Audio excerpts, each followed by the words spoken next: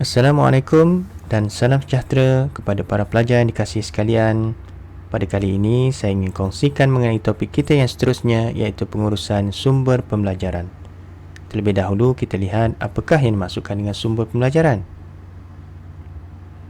Sumber pembelajaran secara umumnya merujuk kepada teks, video, perisian dan bahan-bahan lain yang membantu pelajar untuk mencapai matlamat pembelajaran. Apa yang ditekankan di sini ialah walau apa jua sumber pembelajaran digunakan, ia mestilah dapat membantu pelajar mencapai hasil pembelajaran pada sesi pengajaran dan pembelajaran atau PDP pada hari tersebut. Jika sumber pembelajaran tidak dapat membantu pelajar mencapai matlamat tersebut, walaupun secanggih mana pun ia, maka kita katakan sumber pembelajaran tersebut bukanlah sumber yang baik dan seharusnya perlu dielakkan.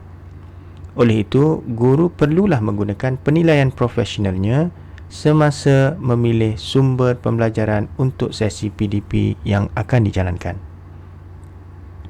Justru sumber pembelajaran mestilah dinilai kesesuaian penggunaannya, seperti adakah sumber tersebut memenuhi kurikulum, adakah ianya sesuai dari segi pertimbangan sosial dan usia pelajar sebelum dapat digunakan di bilik darjah.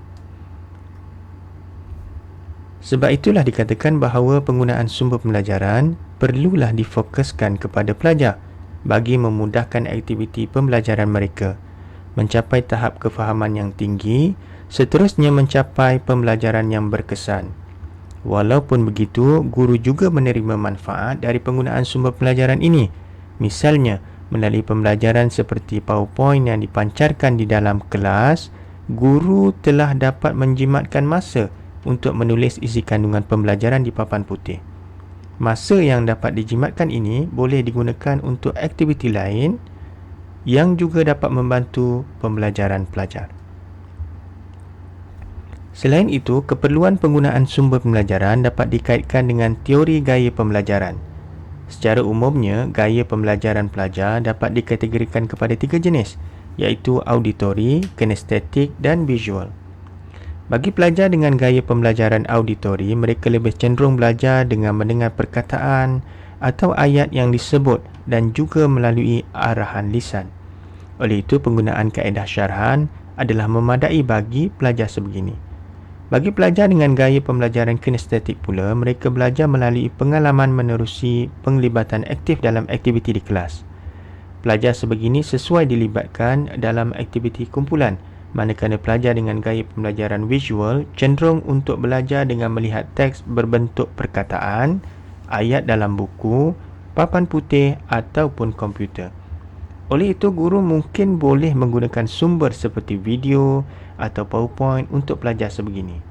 Jelas di sini, pelajar yang berbeza cirinya memerlukan sumber pembelajaran yang berbeza untuk membantu mereka mencapai hasil pembelajaran pada sesi PDP tersebut. Justru baik sekali jika seorang guru dapat menggunakan sumber pembelajaran yang memenuhi ketiga-tiga ciri gaya pembelajaran pelajar ini. Seterusnya, teori konstruktivis juga dapat dikaitkan mengenai keperluan penggunaan sumber pembelajaran di bilik darjah. Intipati teori ini ialah ilmu pengetahuan dibina dalam minda berdasarkan kepada pengalaman sebenar. Oleh itu, guru perlulah merancang aktiviti yang melibatkan penglibatan aktif pelajar dalam bilik darjah. Ini kerana penglibatan aktif dapat memberikan pengalaman sebenar yang bermakna kepada pelajar. Untuk itu, penggunaan sumber pembelajaran yang dapat merangsang dan mengekalkan penglibatan aktif pelajar adalah diperlukan. Seterusnya, penggunaan sumber pembelajaran juga dapat dikaitkan dengan teori kecerdasan pelbagai. Intipati teori ini lebih kepada setiap individu memiliki kecerdasan yang berbeza antara satu sama lain. Menerusi andaian ini, guru perlulah menggunakan sumber pembelajaran yang pelbagai semasa sesi PDP bagi memenuhi keperluan pembelajaran berbeza setiap jenis kecerdasan pelajar ini.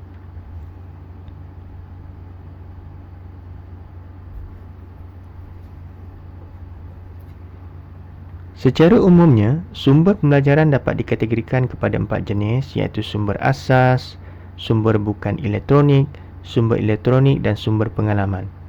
Contoh sumber pelajaran asas seperti papan tulis, buku teks dan juga guru. Sementara itu, sumber bukan elektronik adalah seperti modul pembelajaran, model, patung, gambar, lukisan, carta, lembaran kerja dan lain-lain. Sumber elektronik seperti slide, radio, televisyen, video, projektor, pembesar suara, internet, sumber dalam talian seperti laman web, Google Meet, Kahoot dan lain-lain.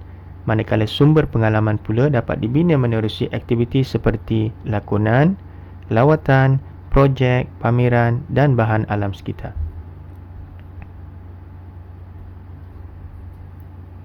Walau bagaimanapun, sebelum mengaplikasikan satu-satu jenis sumber pembelajaran, guru terlebih dahulu perlulah jelas mengenai tujuan penggunaan sumber pembelajaran tersebut untuk apa. Pastikan ia dapat membantu pelajar mencapai hasil pembelajaran yang ditetapkan.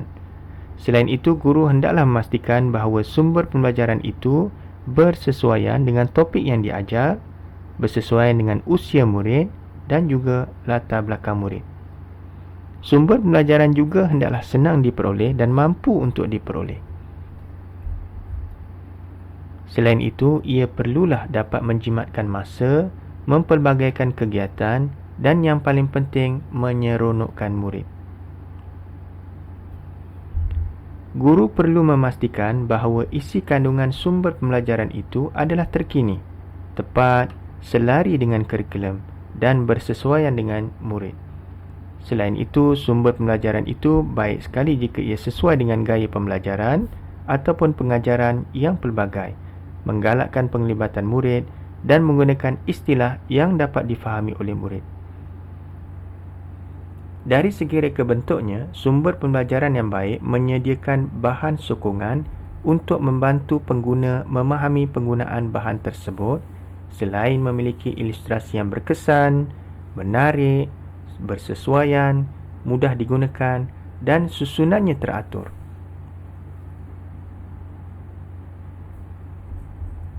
Di samping itu, sebelum menggunakan sumber pembelajaran, guru perlulah memastikan bahawa sumber tersebut sesuai digunakan dari aspek jantina, kepercayaan, usia dan kepelbagaian bangsa pelajar di dalam kelas tersebut.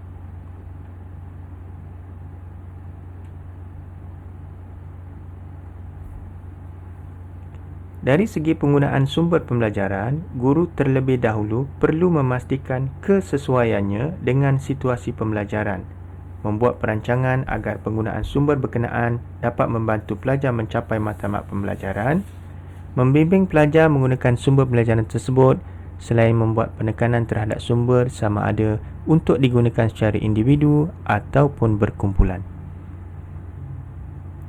Pembelajaran berdasarkan sumber boleh melibatkan aktiviti seperti penggunaan buku teks, aktiviti penelitian, pencarian bahan dari pelbagai sumber, latihan penyelesaian masalah dan juga penggunaan alat pandang dengar. Penggunaan sumber pembelajaran adalah sangat penting bagi merangsang minat pelajar, memberikan pengalaman sebenar kepada pelajar dan menarik penglibatan aktif murid. Penggunaan sumber juga dapat memberikan peluang kepada pelajar untuk belajar mengikut keupayaan dan memberikan fleksibiliti waktu dan ruang belajar kepada para pelajar. Setakat itu sahaja perkongsian saya pada kali ini. Semoga bermanfaat. Pelajar diminta untuk menjawab forum 3 iaitu pengurusan sumber pembelajaran di bahagian forum My Guru. Sekian, terima kasih.